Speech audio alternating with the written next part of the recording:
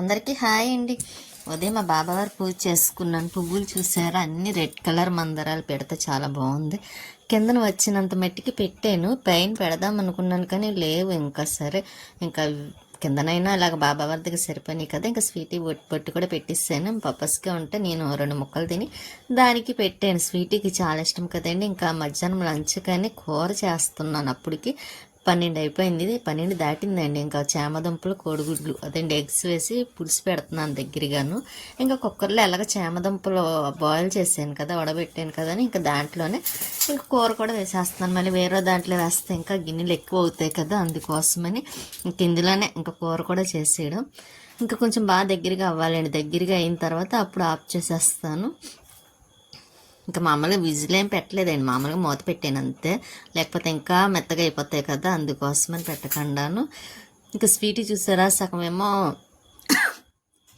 పైన పెట్టిన తల, సగమేమో పరుపు మీద పెట్టింది. అది అలాగే పడుకుంటుందండి. ఇంకా కూర కూడా దగ్గరగా అయిపోయింది చూసారా, బాగా దగ్గరగా అయిపోయింది. నేను ఈలోపు ఏదో పని చేస్తా మర్చిపోయాను, అది దగ్గరికి అయిపోయింది. సరేలే అని ఇంకా హాట్ బాక్స్లో కూర కూడా తీసేసాను. కానీ ఫస్ట్ తీసిన వెంటనే స్వీట్కి ఇష్టమైన కూర కదండి, దానికి రైస్ వేసి పెట్టేద్దామని ఇంకా రైస్ దాని గిన్నెలో తీసాను.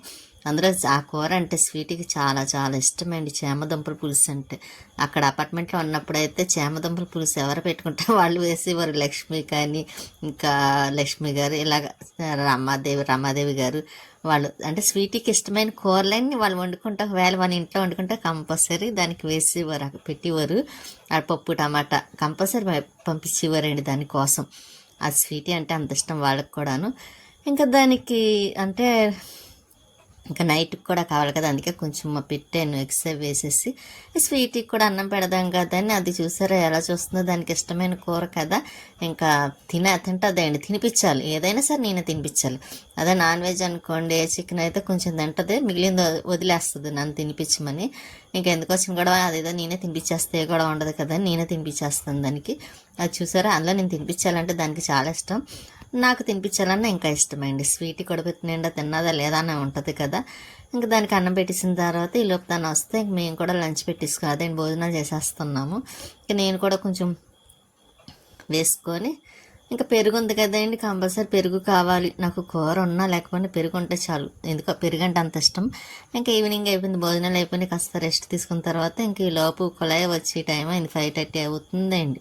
అందులోని ఇంకా అదే టైంకి మొక్కలకి వాటర్ కూడా వేస్తాను కదా, ఇంకా వేసేస్తున్నాను. ఈ గోరింటాకు ఒకటి కొయ్యాలండి, కోసి పంపించాలి లక్ష్మి గారికి, కానీ చూస్తాను కోస్తాను. కోసి వీలుంటే లక్ష్మి గారికి పంపిస్తాను, లేకపోతే చెప్పాను కదండి ఇంకొకరు కూడా పంపించాలని, వాళ్ళకి పంపిస్తాను. వీళ్ళిద్దరిలో ఎవరో ఒకరికి పంపిస్తాను. నేను పెట్టుకుందాం అనుకున్న, నాకు నైట్ చాలా లేట్ అయిపోతుందండి పెట్టుకునేసరికి, ఇంకా అవ్వటం లేదు, అందుకోసం పెట్టుకోవట్లేదు. కాకపోతే నాకు ఎక్కువగా కాలుకి పెట్టుకోవాలంటే చాలా ఇష్టం, కానీ ఈసారి పెట్టుకోలేండి, మళ్ళీ ఈసారి ట్రై చేస్తాను. ఈసారి ఆకు వచ్చినప్పుడు ఇంకెలాగ వర్షాలు స్టార్టింగ్ అవుతాయి చూసారా, జూన్లోనే ఇంకా అప్పుడు పెట్టుకుంటాను. ఈ లోపు పెట్టుకొని, కానీ ఈ లోపు కోసి ఎవరో ఒకరు పంపిస్తాను గోరింటాకు. ఇక మొక్కలకి వాటర్ అది వేస్తున్నాను. ఇప్పుడు ఈ ఎండలకి తొందరగా ఆరిపోతున్నాయండి మట్టి, అది చూసారా చాలా పొడి పొడిగా అయిపోతుంది, మొక్కలు అలాగే పాడైపోతుంది. అందులో చాలా గడ్డి వచ్చేస్తుందండి, వేస్ట్ గడ్డి అది మొక్కల్లోని. ఇంకా అదంతా తీయాలంటే అలాగే 2 రోజులు పడుతుంది అనుకుంటున్నాను. ఎక్కువ టైము పైన స్పెండ్ చేసి మొత్తం అంతా తీసేయాలి. తెస్తానండి, కంపల్సరీ చెయ్యాలి, లేకపోతే మొక్కలన్నీ పాడైపోతున్నాయి.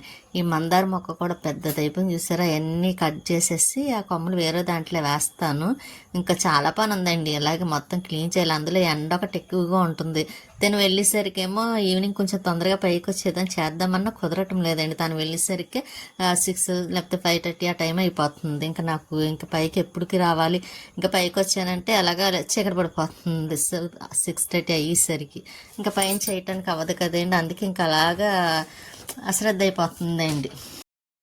కొంచెం తొందరగా వచ్చి పైకి పని ఏదన్నా చేద్దాం అనుకుంటాను, కానీ అస్సలు అవ్వటం లేదండి. నేను మోటార్కి అదేండి కుళాయి వచ్చినప్పుడు మోటార్ అది వేసి ఇంకా మొక్కలకి వాటర్ అది వేసేసరికి చాలా టైం అవుతుంది. ఇంకా తర్వాత మొక్కలు చేయాలన్నా సరే టైము సెట్ అవ్వట్లేదు.